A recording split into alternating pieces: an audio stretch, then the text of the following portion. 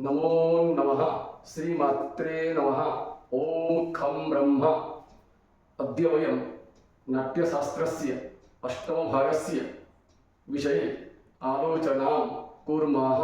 तर्हि अयान्तु विषयारम्भं करिष्यामः।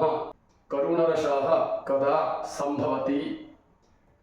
प्रियजनवधं दृष्ट्वा अथवा अप्रियजनवचनश्रवणद्वारा च करुणरसः अयं सम्भवति।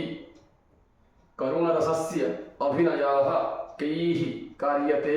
दीर्घश्वासः, क्रन्दनं, मूर्छा, विलापः, परिवेदनम्, अङ्गायासेन ताडनद्वारा अपि करुणरसस्य अभिनयः कर्तुं शक्यते।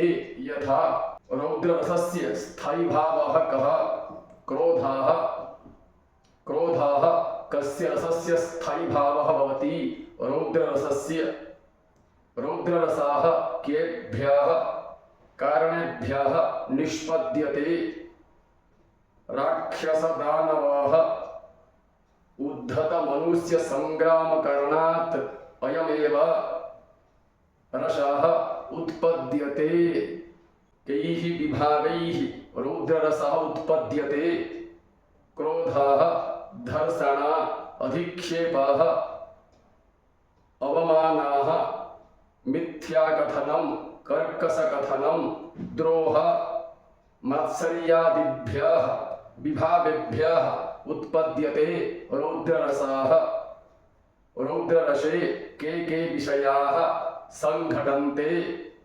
ताडनम्, उत्पाटनं, पीडनं, छेदनं, भेदनं, प्रतारणम्, आहरणं, परस्परशस्त्रपातनं, रक्तपातः, अस्त्राकर्षणादयः रौद्ररसे संघटन्ते।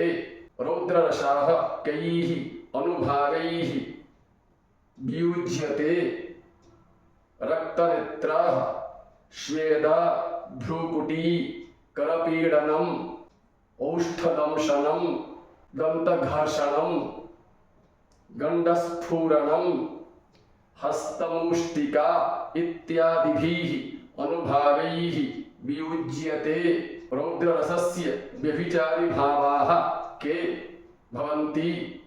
सम्मोहनम्, उत्साहः, आवेगः, अमर्षः, चपलता, ओग्र, स्वेद, वेपथुः, रोमाञ्चिता, गद्गदा एते सर्वे व्यभिचारी भावाः रौद्ररसस्य भवन्ति।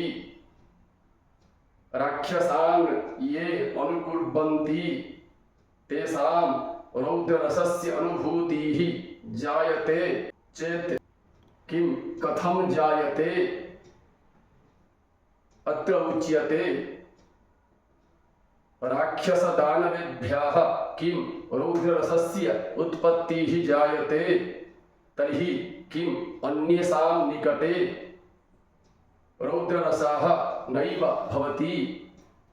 तदुच्यते अन्येषु रौद्ररसः विद्यते, परन्तु अत्र अधिकार एव ग्रहणीयाः भवति। ते राक्षसदानवाः स्वभावेन रौद्राः भवन्ति। किमर्थमित्युक्ते तेषां बहुभुजाः, बहुमुखानि, असंयताः, ऊर्ध्वमुखाः, पिङ्गलकेशिनाः, रक्तवर्णयुक्तालोचनानि, लोलचक्षुयुक्ताः, भयङ्कररूपाः, कृष्णवर्णयुक्ताश्च भवन्ति। तेषां स्वभावः भाषणम्, अङ्गानि समस्तानि एव रौद्ररसप्रकाशयुक्तानि सन्ति। तेषां शृङ्गारोऽपि रौद्रभावापन्नाः भवति। तान् एव ये अनुकुर्वन्ति पुरुषाः, तेऽपि पुरुषाः सङ्ग्रामकाले संप्रहारसमये अपि रौद्ररसम् अनुभवन्ति।